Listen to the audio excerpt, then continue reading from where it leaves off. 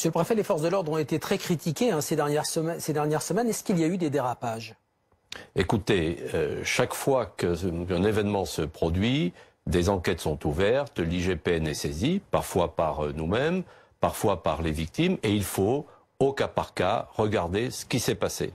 Si la règle de droit est respectée, la règle de droit est respectée. S'il y a des manquements, nous devrons, c'est notre responsabilité, en tirer les conséquences. Mais on est dans un monde de transparence, et c'est un progrès, dans un monde où les mécanismes de contrôle des forces de l'ordre, de la puissance publique, sont à l'œuvre. Et encore une fois, c'est au cas par cas, affaire par affaire, situation par situation que l'on peut se prononcer. Combien de saisines de l'IGPN à Paris et combien de sanctions?